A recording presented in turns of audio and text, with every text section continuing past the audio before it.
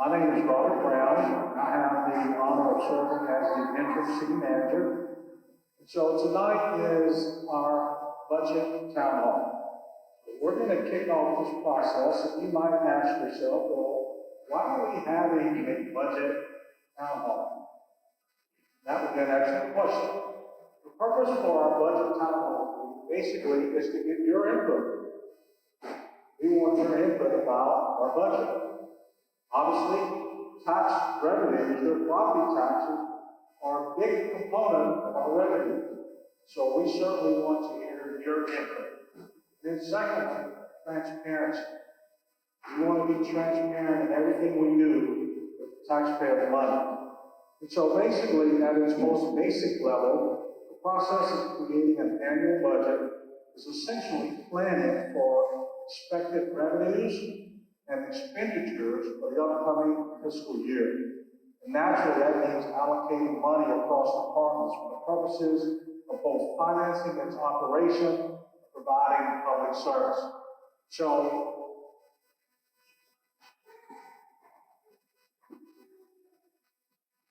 when we look at our fiscal year 23-24 strategic focus, there are really three areas that we're going to focus on. We're going to focus on people, projects, and planning. So when we look at people, we're talking about our outstanding staff. We're really fortunate to have some very talented people, and we want to make sure that we're compensating them fairly. In addition to that, we talk a lot about best practices, and we are challenging our department heads to ensure that everything we do in their respective departments are related to best practices. Projects. We want to complete our projects. Right now we have several projects that we're working on, and we want to make sure that we get those projects completed and that we have ample funds that are budgeted for those various projects. And then planning.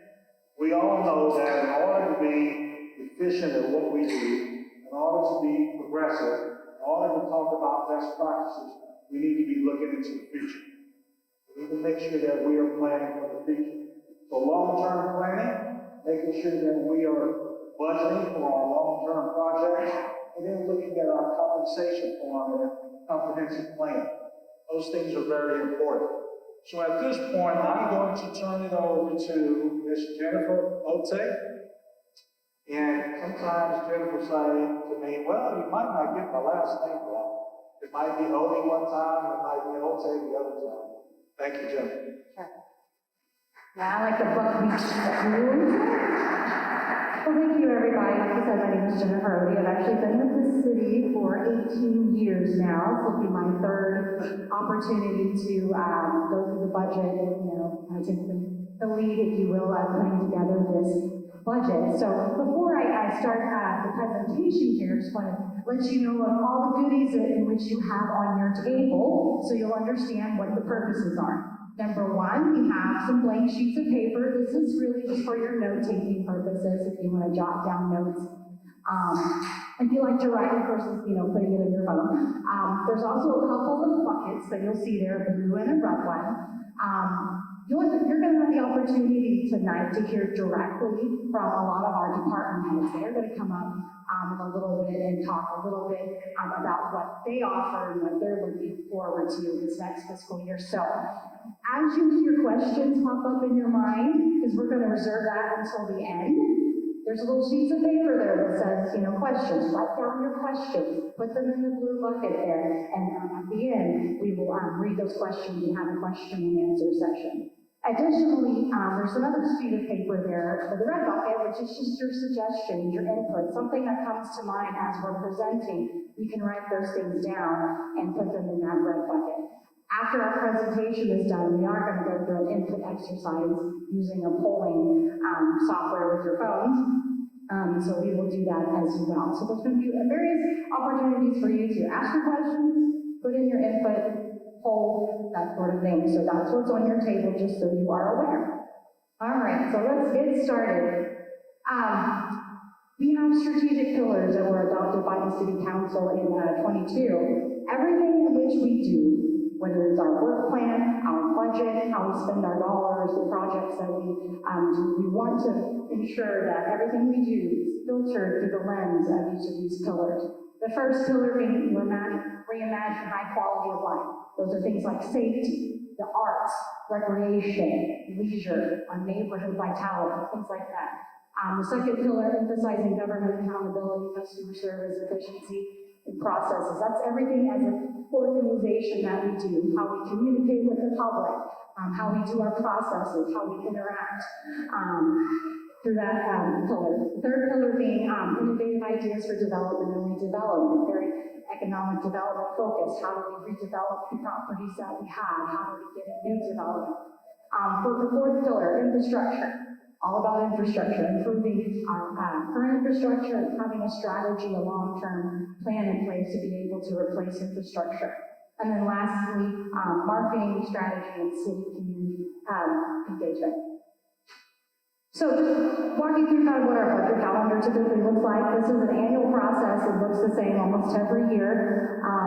February, we usually kick off the budget process where departments start to collect their data so they can enter it into our financial software that we put the budget in. This is when we start getting information from the Dallas Central Appraisal District. So as a city, the Dallas Central Appraisal District, they have a big role. They are the ones that appraise properties. They're the ones that assign values to our residential houses, to the commercial buildings, things like that. The city does not appraise, we do not set value. The city is charged with setting the tax rate. So, but we'll start getting preliminary information from Dallas Central Appraisal District on what the values are going to look like. Then we start doing all of our departmental meetings. We review with the city manager. We go through every line item in departmental budgets, what's in, what can we do without, things like that. In June, we'll have a pre-budget workshop with the council, so they have a taste of what's coming. Their opportunity to hear from the community and to be able to build into our budget, what needs to be in our budget. July, that's when we receive the official tax rolls from the Dallas Central Appraisal District. That's going to set what our values are, what the revenue is going to be, and ultimately what tax rate we're going to set. And then August is a very busy month for us. That's when we have all the meetings. When we introduce the budget to the council, when we have another budget workshop in town hall, when we have public hearings, all of that. So August is a very busy month around here. But then, our fiscal year ends at the end of September. That's kind of what our budget calendar looks like in a nutshell. So, our budget, in a nutshell. Our total budget for FY23 is approximately $100 million.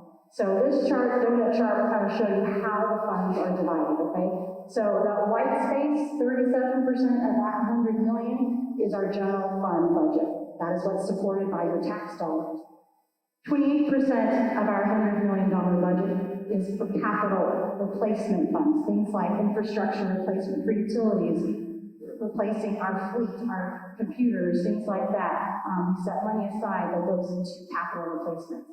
26% of that $100 million are enterprise-related funds. That's utilities. That's what you pay when you pay your water bill and your garbage bill. The sanitation, that's what you pay for your garbage and you pay for public and waste management. Also, it's the field tax.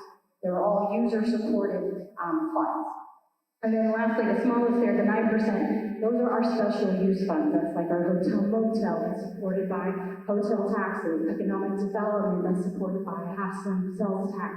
And various smaller funds that are specific use, we can only use them for a specific purpose as identified by law or the rules of that particular fund. So that is how all of our funds in our budget, how it breaks down. Looking ahead, this is the general fund revenues. Based on the 23 numbers here, revenues, as you can see, 55% of our general fund revenues comes from property tax.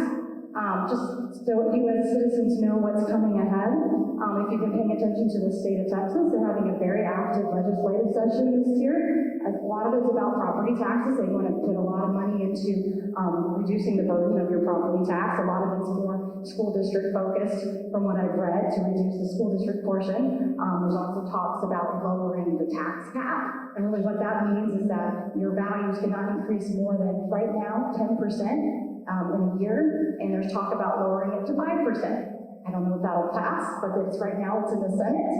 And if the Senate approves that, it'll go to the voters in November. So just things to look forward to or to keep tabs on. The city did approve at the last council meeting senior and disabled exemption. We increased that exemption from $30,000 to $35,000.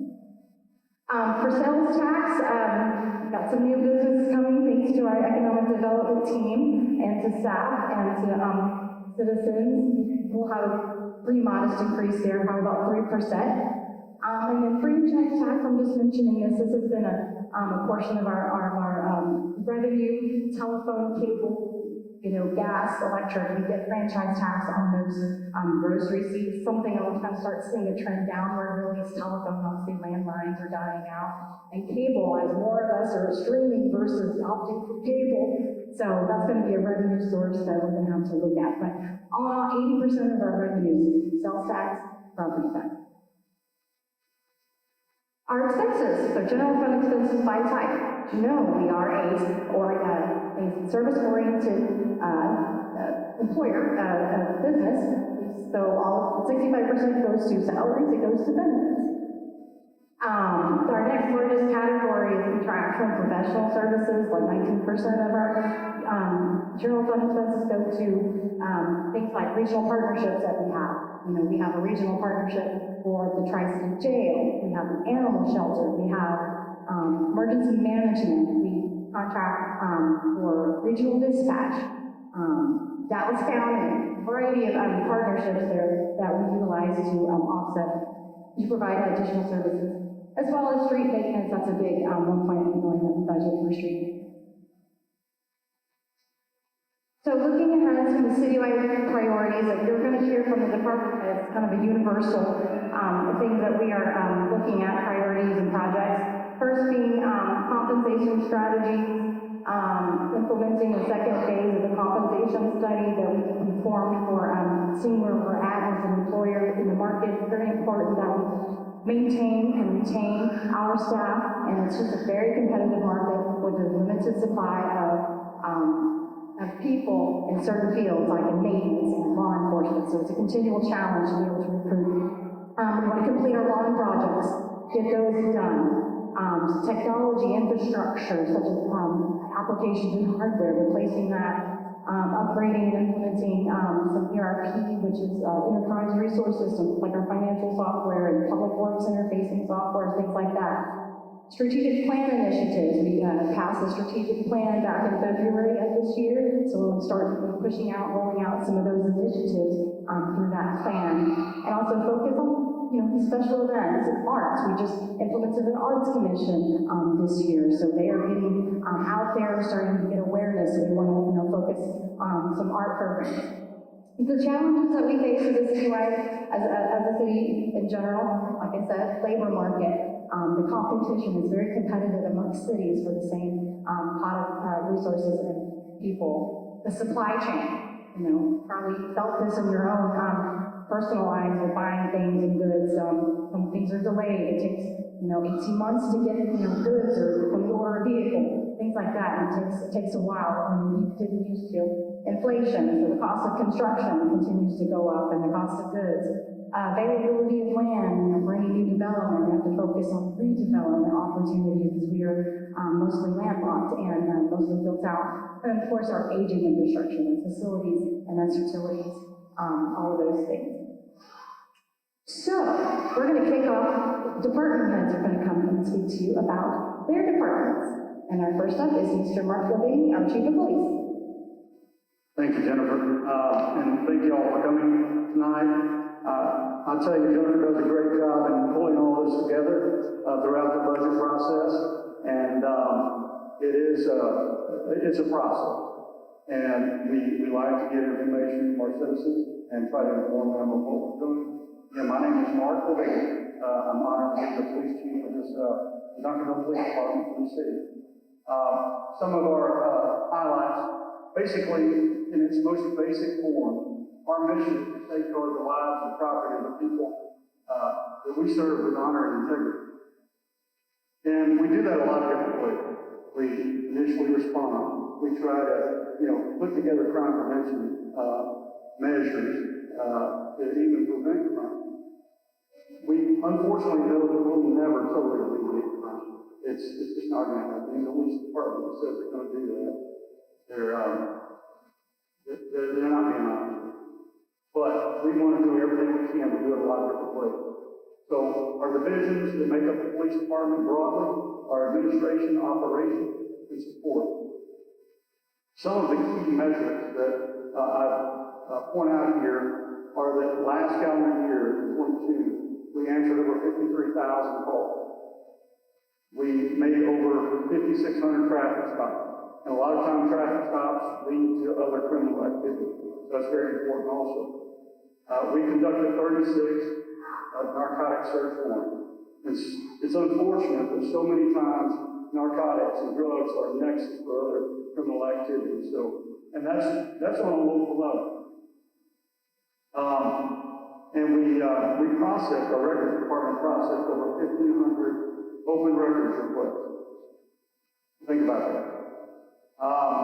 We have a very talented workforce, and I'll tell you, this group here that works on the budget and the groups at our police department and other departments, we take this very seriously because we know this is citizens' money, and we don't take that lightly. So I did want to point that out as well. So, people, projects, and plans. Projects, we can leverage technology to do better, to be more efficient. Planning, we have to do all of this simultaneously. But if we don't have the people, that's where the rubber meets the road. And so we've got to do a lot of this simultaneously, but we've got to put our people first. As Jennifer said earlier, we've got to be competitive. And we've taken some steps to start that way and keep up. It's a never-ending process, unfortunately. And a lot of you guys know that in person. But I'll tell you, Texas Municipal Retirement System is the retirement system we're part of. And we're in Region 13. There's close to 900 cities that are part of that retirement system. We are, as of last summer when I looked at it and did some research, at least at that point, we were the largest city in TMRS's Region 13 that did not have recurring updated service credits or some level of COLAs for retirement. And, you know, that's a point that we're not being very competitive. I'll tell you, another thing regarding that is our best Southwest cities, they have recurring updated service credits. And they, at some level, have recurring COLAs. That transcends departments throughout this budget. So, some of the things that we have to continue is we always have to continue community outreach to help us with crime and to let people know it's okay to call us. We're coming out. We're not the bad guy that sometimes some people want to make us out to be. We're going to be out here. We're going to try to help. And so some of the other things we want to look at possibly doing, depending on how far, whatever additional money we have. Our police officers need to be fit when they come out and answer a call that we make. And one of the things that the fire department, I'll give you a plug here, has done for the last couple of years is this second bullet on the right, annual wellness assessment. Now, the fire department, a lot of times they're more susceptible to cancerous type situations because of what they're exposed to in their normal duties. Studies have shown that we as police officers are more susceptible to cardiovascular disease. And we want our personnel to be able to, whenever they leave this profession, this city, on whatever terms, that they can go and live a life that is fruitful for them and their family. And this annual wellness assessment could help in that, in doing so. We have additional staff needs. We have vacancies now. It goes back to the competitiveness and some of those things, recruitment and retention. But I'll tell you, we are doing more with less. We've done that for years, and we'll continue to do that. I don't care how many people, because that's who we are. But we do need staff. Tasers for patrol personnel. We had those for years. There was some discussion on, getting rid of those because of some of the things that kind that to rest, for the most part, as far as, why people, in some cases, were maybe losing their lives. And it had more to do with what they had in their system than otherwise in most cases. So, and use of force by police officers, by any human being against any other human being is never free. But sometimes that's what we have to do. This may be a less visible way that we can take somebody into custody, and I have to have that visual. Simultaneously, we have the CIP project. If we never take a first step into trying to get either a refurbished or a new facility or both to some degree, we're never going to get there. And we have to start addressing that. And it's a longer term project, 3 to 5 year project, but if we don't take that step, we're not going to get there. And we are bursting at the seams. I would invite you guys, we can escort you through. I've told people all along, come take a tour. I'll show you what I mean. Several of you have. New CAD, which is a computer-aided dispatch, and RMS system, records management system. We collectively, as a Best Southwest group, through Southwest Regional Communications Center, with dispatches for us, are working towards this, because what we have was ill-conceived. And we're working the best we can with it, but it puts our personnel in jeopardy at times, because it's not very efficient. So we have already taken the first step in there. Toward that, I got an RFP notification email earlier that we're on the back end of that, and we still have a long process to go, but that is coming. Challenges, recruitment and retention. The homelessness is a challenge everywhere throughout this country. We're not the sole, we're not going to be the sole solution to that problem with police agency. That's a societal issue, and we're constantly looking to see how we can, as a society, deal with that. So that's a challenge. And then regional initiatives, maybe we can look at maybe doing that more proportionally. But at this point, I've probably taken more time than what I need to. If you have questions, jot those down. I'll be happy to answer anything that I've talked about or anything that maybe I missed. But I'm going to turn it over to my colleague, Chief Sam Rowe. Good evening.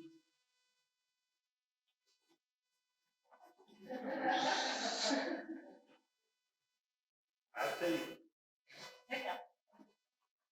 Again, my name is Sam Brody. I'm the fire chief of the Duncanville Fire Department. Been here for a long time, 38 years, and I've been the chief 9.5 years. So November I'll have 10 years being a fire chief. I've been really proud of the job that has been accomplished in our community. But we'll get started. I got 55 people that are under me. That I have to have trained and all that kind of good stuff. So it's a full-time job, keeping them up to snuff and making sure they all get paid. Duncanville, our highlights, we provide fire prevention, safety, and education, emergency services, advanced life support, and emergency management to the City of Duncanville, and a regional partnership with the cities of DeSoto and Cedar Hill. The divisions in the fire department are, we have administration, fire prevention with inspections. We have our operations, the suppression, life support, and emergency management. Our key measures, as you can see from April to March of this year, we had a total of 7,103 incidents. Of those, 166 were fire related. But the majority of our calls, usually about 69 to 74%, usually run about 5,109 during that time period. Looking ahead, everybody has been up on Camp Wisdom. You might have noticed that beautiful building going up that are one of our bond packages, and we're trying to get that construction completed. And then we're going to move in. That's going to be a big process to move in, get the systems all switched over. So we want to get that done in 2024. We also just hired us a deputy fire marshal. He's a firefighter, so he has to go out and get all his certifications and training, and it's going to be a long process for him to get into school. A lot of the classes don't make, and they could be a year out before whatever a date. And also, we have an issue with employee recruitment. We used to have a lot of people show up, take our civil service test, and we noticed that the numbers continuously go down. I'm sure the police department is the same way. We used to get people. Now we're having issues getting 25. So, the fire department, police department just don't seem like they're as needed as they used to be. So if we're gonna have an issue, we need to make sure we advertise, get the word out that we're gonna try and be, hiring some more firefighters. Looking beyond, 2024, we're in need of a training facility, for our police, for our public works, and for our fire department. That's what the 3 cities we'd like to go in regionally, try to get that training center built so that we can, keep all of our people, trained and up to snuff. And then we'd also like to have a regional mechanics, department regionally, so that, we don't have to send our vehicles out, to third party vendor, and spend money outside of the city. We'd like to keep it in the city with our people knowing our vehicles being properly maintained.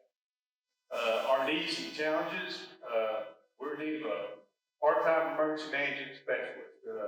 Our current emergency manager, she's pretty much overwhelmed. She's working with 4 cities, and it's starting to overgo. So we're trying to find her a position that can help her keep up with all her duties. I'm a little short on staffing. I need some staffing in the fire department. I currently have 3 vacancies, but I need some more people to staff some additional equipment because of our increasing volume. It's had a trend over the last few years, and it's been going up, and we just don't have the people to be able to, the resources to be able to keep up with those calls. And we're looking towards the future eventually. It's not going to be within the next, 5-10 years, but eventually the city is going to have to look at building them a 3rd fire station, housing 3 fire equipment, 3 MICUs to keep up with the demand on the fire. Some of our challenges, ISO, which is our insurance service ratings, we need to really start looking at that pretty close. I'm afraid that we may drop back. Usually it's a score of 10 to a 1. Currently we're at a 2, but we're at a low 2. If we lose any points, we can possibly go back to a 3, which could affect homeowners' insurance. Our staffing lead, our staffing levels need to meet our call volume demand. We depend on Cedar Hill and DeSoto to make a lot of calls that we're not able to make in our city. And then we have a problem with timely vehicle replacement. One of our fire apparatus is due to be replaced in 2027. You could usually, within a year out, you can order one of those things. And now it's going to take about 3 years out to order one of those things to get it in on time. So we have to think way out of the box, start ordering this equipment a lot sooner than we normally would to be able to get it right on time.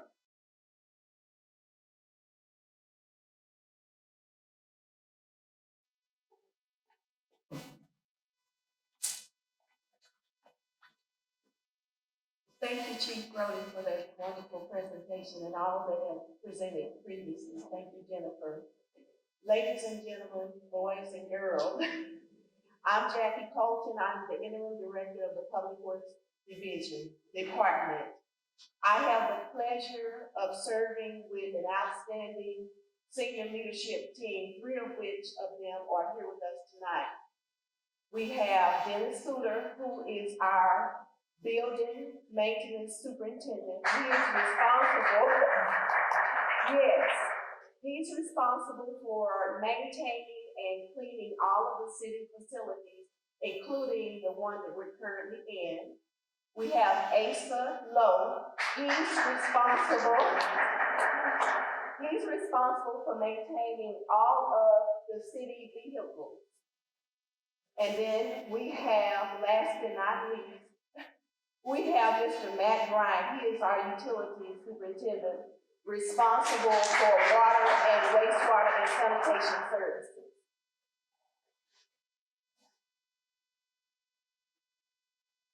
Okay, so those were only 3 of our senior leadership team members. Actually, Public Works encompasses a lot of different divisions. In addition to the 3 that we named, we have street maintenance. The Public Works Department is responsible for maintaining all the streets, sidewalks, and drainage within the city. We have traffic operations responsible for maintaining and operating all of the traffic signals, the school flashers, the stop signs, for making sure that we're able to travel from point A to point B safely. And then we have engineering. The engineering building is responsible for implementing all of the capital improvement projects within the city, all of the city projects. Okay, so with an organization of 62 positions, there are a number of matrices that we track every month. Looking at two that are, I guess, of importance to everyone here. Our average daily water use is approximately 3.5 million gallons a day. On an annual basis, we receive and distribute about 1.4 billion gallons a year. And we talked about the traffic signals. We have 36, and then the school zone flashers, we have 72. So some of the major expenses that we have in the Public Works Department is, because we do not treat our own wastewater, we collect it here in the city, but we send it to the Trinity River Authority for treatment, as well as a small portion of it goes to Dallas Water Utilities. We buy our treated water supply from Dallas Water Utilities. Those two contractual arrangements alone account for some $10 million of our annual operating budget. Then we know that Republic collects all of our trash, and the trash is disposed at waste disposal site in Ennis. And as Ms. Jennifer mentioned, we manage about $1.8 million per year in street maintenance contracts. And then with our vehicle fuel, equipment, purchases, that's also a very large expenditure of the Public Works Department. Okay, so looking ahead to FY24, what are we gonna do? Well, what we're gonna do is finish what we've started. You all were good enough to pass a bond sale that provided funds for us to build a new fire station, as Chief talked about. So that fire station, as Chief mentioned, is currently underway and will be completed in the latter part of this calendar year. Under design, another bond project is the Cedar Ridge Drive improvement. We're going to improve Cedar Ridge between Camp Wisdom and West Ridge, which there are several segments along that road that need to be improved, but we had to prioritize. So we went through a study process in order to determine which segment needed to be rehab first or improved first.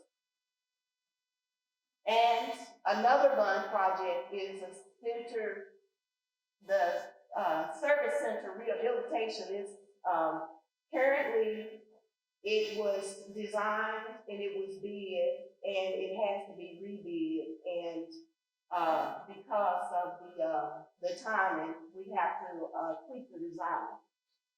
So on top of that, we are a highly regulated entity, at least our water and wastewater utilities are. There are new regulations coming down the pipe all the time. Current one that we're going to address is the lead service line replacement inventory project. You may or may not have heard about it in the news, but all of the utilities will be required to inventory all of the service lines. And when we say service line, we're talking about the connection between the city's main and the residents or business. We're going to have to inventory all of them by October of 2024. And And then we have AMI, automated meter reading, infrastructure. That's pivotal to us being able to control or the amount of water that we use, because the metering will be more accurate, it'll be on time, and so therefore we can set alerts. If you have a leak at your house, you'll get an alert, usage is higher than normal, and that helps us to control not only the residents' costs, but the city's cost to BWU for the water. Now, we're facing a lot of challenges as the Public Works Department and as the city in general. One of them is aged infrastructure. We gotta have money to fix the pipes and all the facilities, and the building facilities, the roof, the HVAC, all of that. That is a real challenge for us. And it is also a challenge because, guess what? Like we all know, everything has increased in cost. All the supplies, construction services, they're all increased in cost, but we still have to cover the basis with the amount of money that we have. There is also a lack of bidders. We have bid construction jobs and not got a single bidder. We have bid jobs where we've gotten a long bidder. So you can imagine, when you do not get a lot of bidders on a job, pricing is not competitive, which means that you're gonna be over what you estimate. So that is a challenge for us. Hiring and retaining employees. I have 8 openings in my street department right now. We've got openings in our engineering department, 4. So one of the things that we're looking at, the work has to be done. So we have to do a paradigm shift. And that means that as opposed to hiring staff or temporarily, we might need to contract for those services. So we've got to think out of the box, because the work still needs to be done, even, during this post-COVID era. And because of technology, there are improvements that are needed. We need to upgrade our, we call it SCADA, supervisory control and data system, so that we will be able to have a better idea of what's going on in our water system. So those are some of the many challenges and needs that we have. We're actively trying to address all of them, and we appreciate, the support, that we get from the citizens. And we're here, as a service to you guys. We're here as a service to you all. So I thank you for the opportunity to, talk a little bit about Public Works, and I will be handing it off to our Parks Director.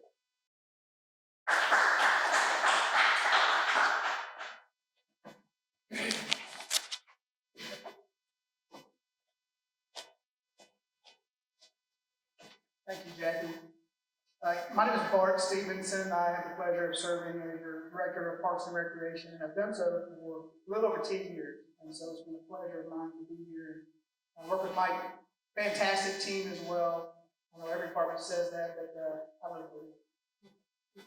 A little bit about the Parks and Recreation Department. We were responsible for the operations of the Recreation Center across the street, the Senior Center that you're sitting in today, our Duncanville Fieldhouse, as well as all the development and maintenance of our parks. In addition to that, we have numerous programs and activities, including our special events highlighted by our July 4th, our upcoming Juneteenth event here in Duncanville, as well as our Christmas parade, some of the season. We have 6 different divisions within our department: administration, park maintenance, recreation, senior center, special events, and again, the field house. We're also the liaison to 2 different boards, our Parks and Recreation Advisory Board, as well as our Keep Duncanville Beautiful. We have 17 parks encompassing 244 acres, We have 13 playgrounds, 29 athletic fields, 2 basketball courts, a volleyball court, and a tennis court. Some of our major expenses, like many of the others, we are a service organization, so we're heavily dependent upon our personnel, for the operation of the rec center and the senior center, and our maintenance activities. And I also want to add that we have a large maintenance contract for our mowing of our city facilities, medians and rights of way, our parks. And we take that very seriously. We have a contractor out there mowing everything for us. We do not mow a blade of grass within the city itself. So we take that so serious. In fact, you probably have noticed that our current contractor is not living up to the expectations that we expected of him. So we are changing contractors in 2 weeks. So, not a friend. Figure it out. So yeah, we'll be changing contractors in a couple weeks because, again, our contractor's not living up to our expectations, not your expectations. We've been hearing it from you, so we're changing contractors. We expect much better things in the near future. Looking ahead to fiscal year 24, I'm very pleased to announce we will be starting construction of Armstrong Park next month. The equipment is on order. The contractor anticipates starting demolition of the current kids' build sometime next month. We are planning an event to celebrate the history of the current kids' build. So that's coming up for that. I'm excited. Harrington Park, another bond project. We're over budget on that, like many of the other projects that Jackie mentioned previously. We provided information to our administration. We're talking to council, I think, next week about those issues. We've heard from our citizens. We've heard from our members at the recreation center. They want to expand the fitness center. It's a very small area. We have a very underutilized room right next door. So we want to take down a wall and expand that area. We also want to expand our special events. We need more community events. We've heard that again from our council, from our citizens. So much so that our council gave us a special events plan for this year. We're already working on those new special events. And lastly, we want to rebrand our Hopkins Senior Center. Seniors have changed. I'm a senior. I'm 55 years old. I do not want to go to a senior center. I want to go to an activity center, something fun, exciting. So we're looking to rebrand this facility along with new programs and activities to bring people like me to the senior center. Our needs and challenges. Our Parks and Recreation Department, we do not have a dedicated funding stream for our capital projects. So when a playground needs to be replaced, we don't have dollars set aside for that replacement. So we have to find monies through the fund balance or through bond elections to do those kinds of things. We do not have dedicated funding streams. Our facilities are aging. Our park amenities are aging, so we need to address those. We have no locker rooms at the recreation center. We want space here at the senior center for our seniors, for our fitness center. They've been asking for that. And we need more meeting rooms, activity rooms for our growing programs. And lastly, like all the other folks have already mentioned, we see significant staff turnover, especially in our park maintenance areas. And so we want to address that staff turnover with retention efforts and bringing folks into the city. So with that, I'll turn it over to Julio Velasquez, our fantastic library director.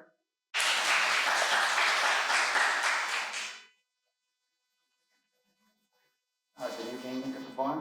Julio Velasquez, Library Director. My pleasure to be here.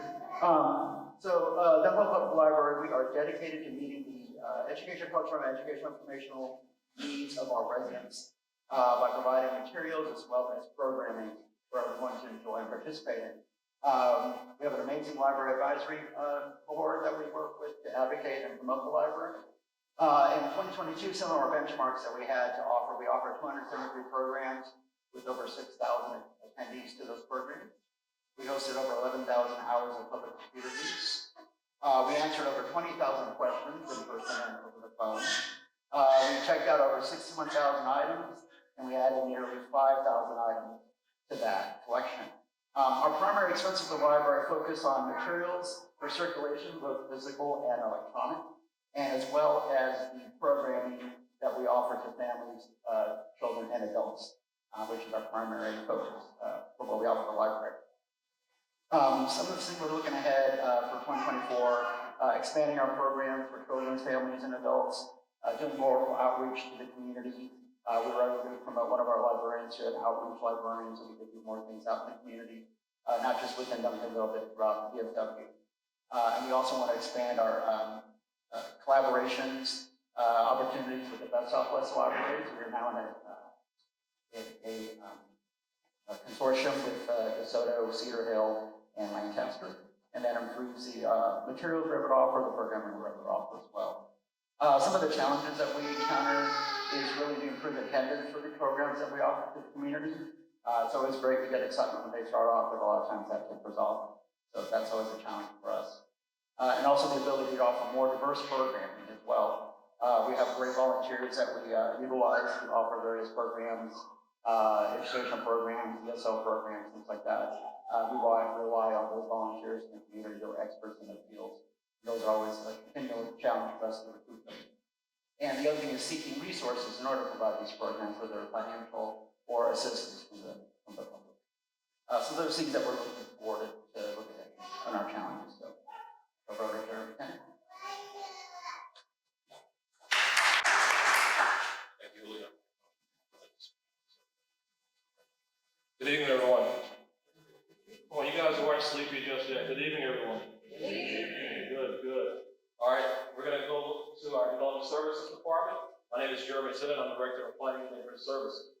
I want to give you guys a little overview of our department. Can you all hear me now? All right, perfect. I'll give you guys a quick overview of our department. Our mission statement is basically to help you and to help everybody in the city be able to eat well and safely, and maintain your property values, and ensure that there are no litter in the street, because we want to make sure that we keep everything clean. That's what we pretty much do in Development Services. And we also make sure that the zoning next year is not a nuisance, but it is compounded. That is simply a nutshell of what we do. We basically house health inspections, which keeps your food healthy and clean within the city of Duncanville. We do building inspection, which where you meet your building purpose. We also do planning, where you zoning changes, plats, which are basically re-subdivision of land. And we also do code compliance, aka neighborhood services, where we inform and educate people what the city code is, and basically we have to enforce them. Some of the key metrics that we're looking to pursue are we're looking to basically get a percentage of home violations closed through voluntary compliance. We're also looking at the number of building permits that we issue out, along with the number of building inspections, plan reviews, zoning and site plan consultations with the people that are interested in coming to a business with the city, or those that are basically trying to utilize our existing retail storefronts, and also the number of zoning applications submitted. Looking ahead on some of our areas of focus, I'm happy to actually state that we're looking to actually have a full staff in our building inspections division. We've been absent there from a building inspector and also a permit tech since last February. So starting this May, we'll be actually pulled that way, so we'll be happy when that happens.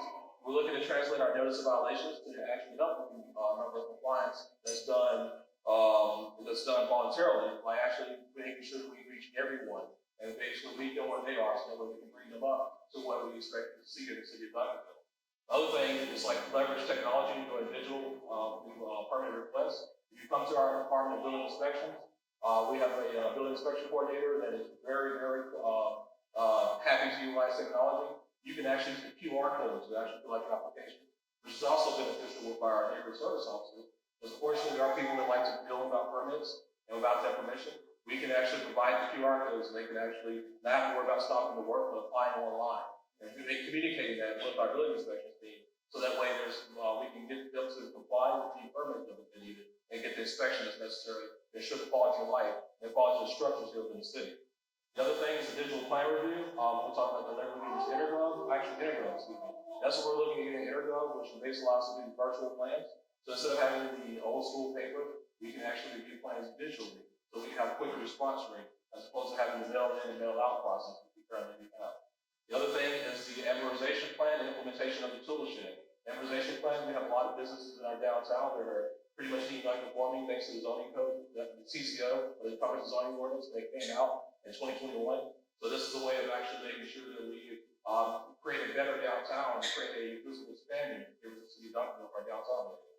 Also, the community tool shed is something that we have had that we were totally implementing as of right now, but it's something to actually help our citizens, especially our elderly citizens, that connect with the youth to basically be able to bring ours into compliance and the properties into compliance. some of the needs and challenges that we have.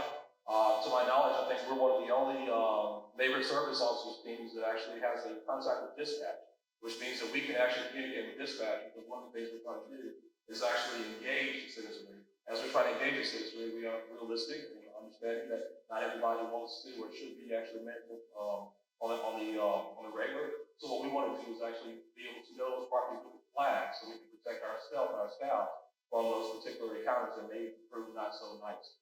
Another thing is community support through neighborhood associations. One of the things that we're wanting to do is actually help to have a bottom-up approach when neighbors come to this city and tell us what a neighborhood association we want to be, so that way we can actually go out there and educate not just one or two individuals, but the entire community, because it's better to help to work in mass as opposed to individually, so that way the information can be shared wholeness and by all. Another things that challenges that we have with technology implementation, I mentioned earlier with my interview, we're trying to get into that system so we can do the plan review and things I mentioned earlier, so that they can be more efficient and effective. Also, employee retention, as I mentioned before, we really want to keep our staff. We want to basically also have company staff that are very certified.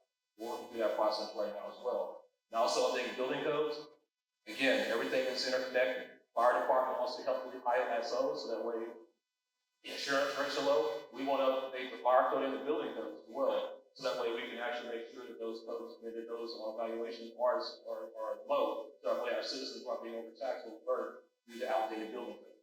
So with that said, I will pass happily to the plate. Thank you all for your time and attention.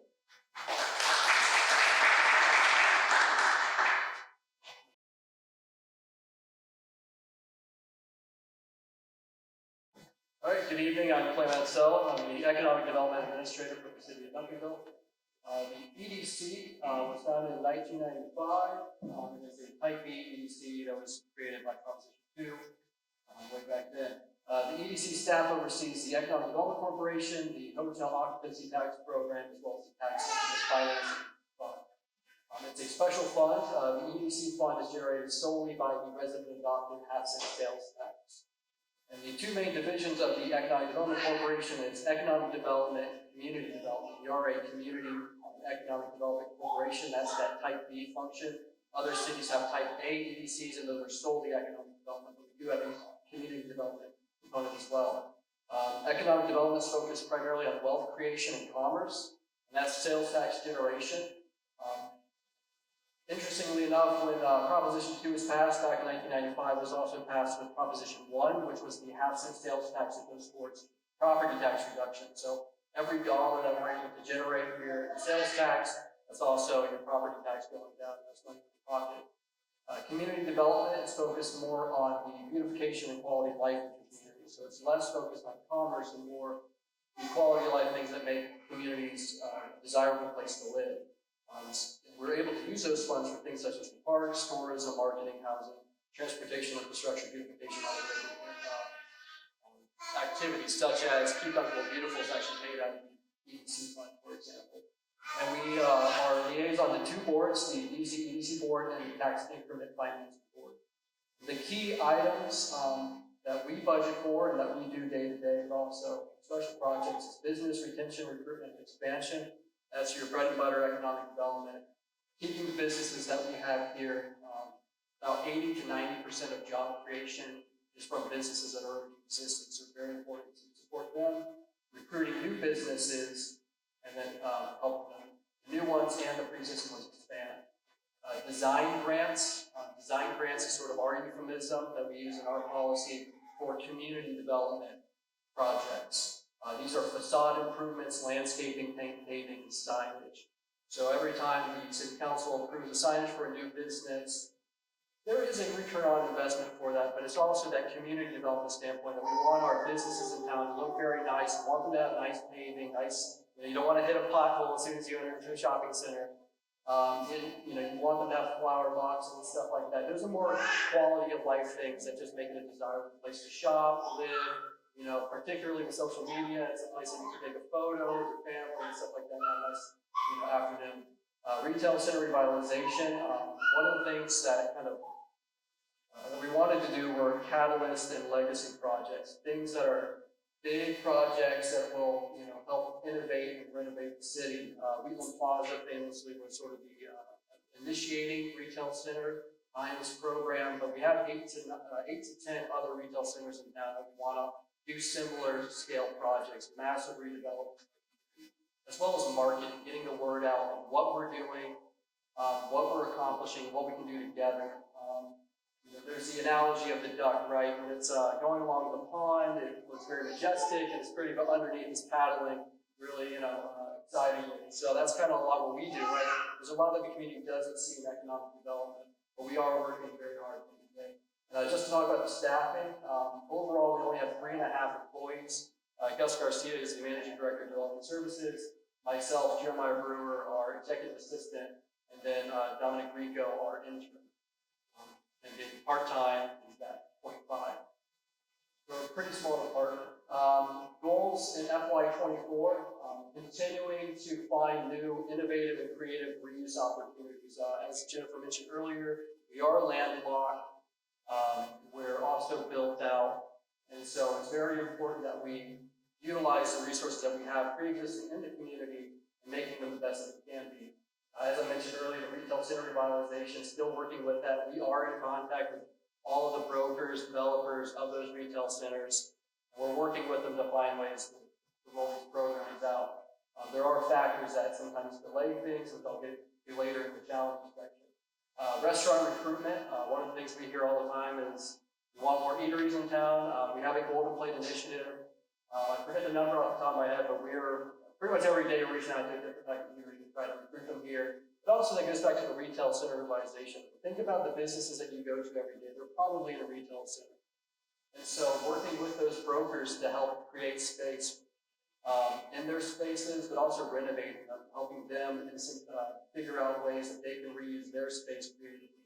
So that if we get a business that's ready to go, we can say, okay, great, this broker or landowner over here has a suite for them, and we can help plug them in. The communication and challenges and needs.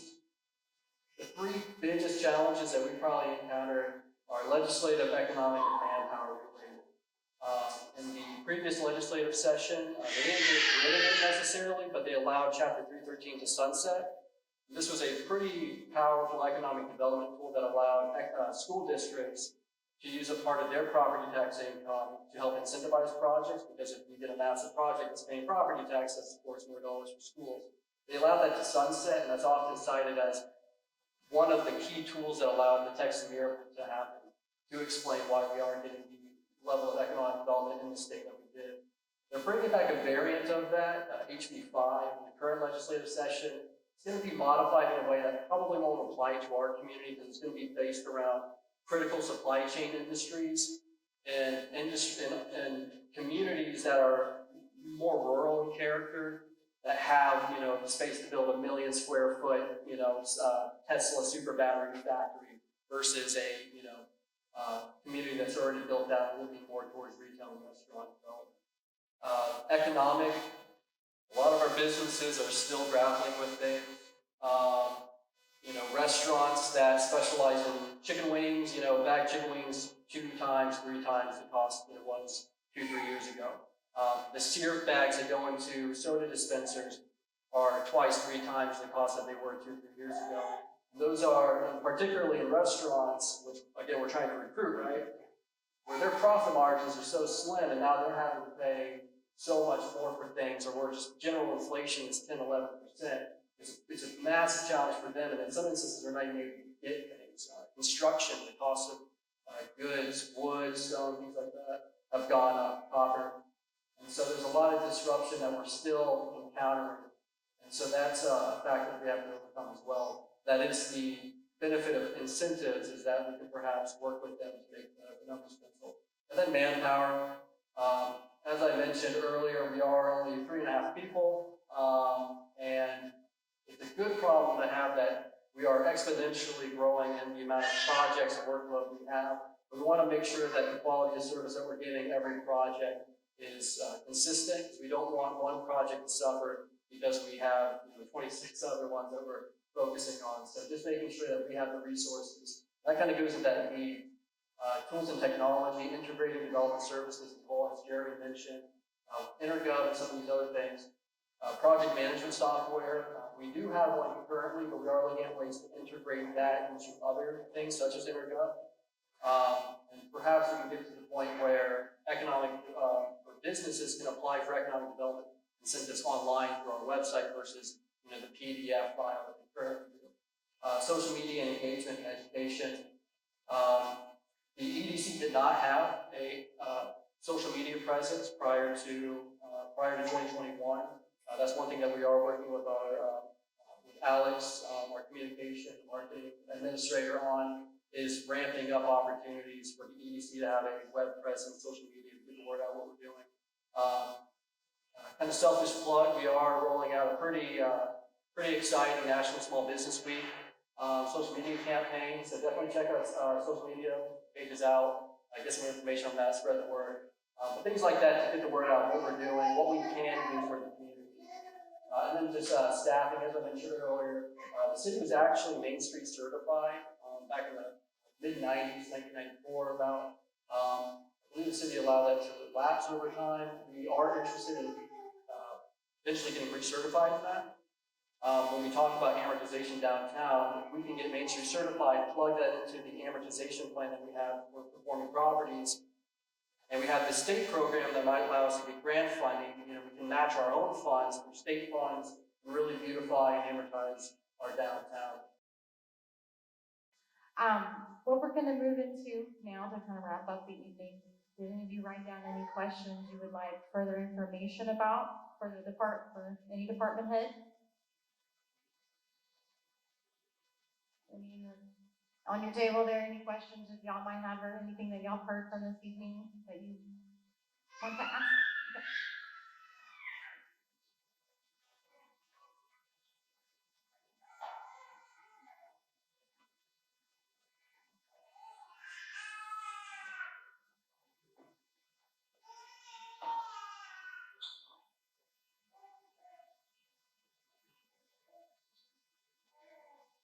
This is a question.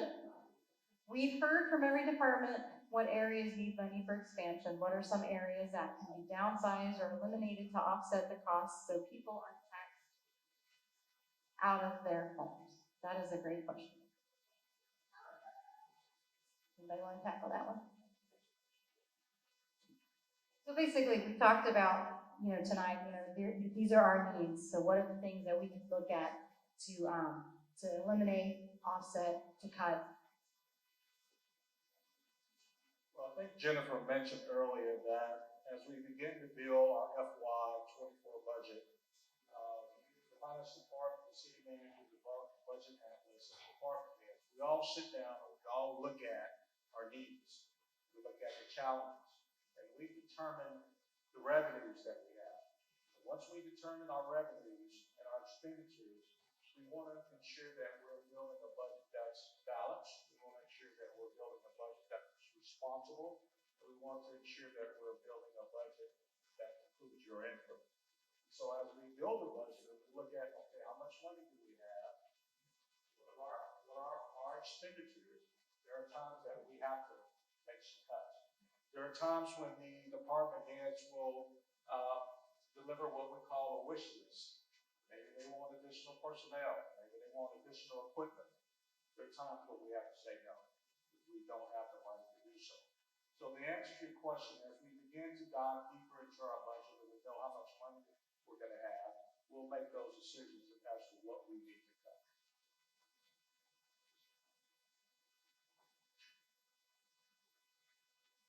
Next question is for the fire department. Why would Duncanville need a third station when we aren't growing in population?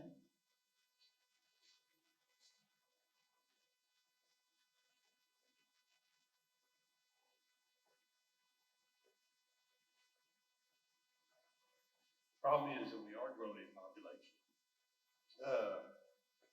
Our run volume continues to go up, and the run volume accounts for traffic going down I-20 east and west, accounts for traffic going down east and west or north and south on 67. So we have those two highways that we have a lot of traffic that's really building on those. As we grow inner city, we're gonna start getting a lot more people coming into the city to visit us.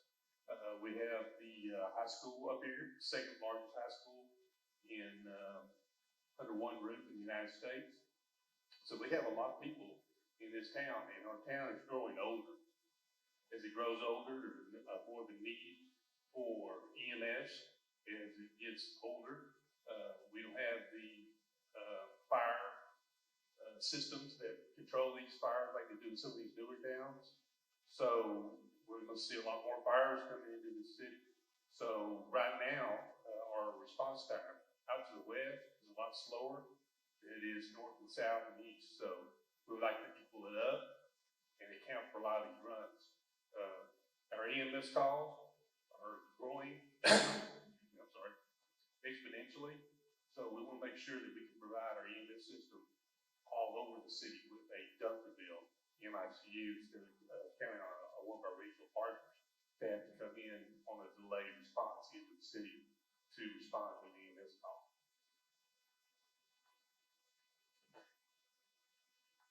I got a question for you, Chief.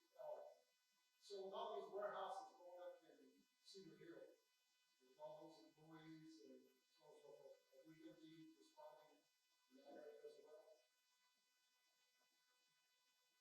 More than likely, we're wanting to turn on AVL, which is automatic vehicle locator, for all the regional cities. So as their call volume increases, then they're going to have to look for another closer ambulance, which would have to either be Cedar Hill or us. So it's going to get busy, and our resources are going to start to run low. We're going to start transporting a lot of other people to different hospitals, and then as we get older facilities, then we're going to have fires. Anyone else have any questions you'd like to ask? Well, that really concludes our evening tonight. Hopefully you got some good information, and we are certainly here for any other questions that you might have or interaction that you might want to have. So we thank you so much for your attendance and for your input, and we look forward to more in the future.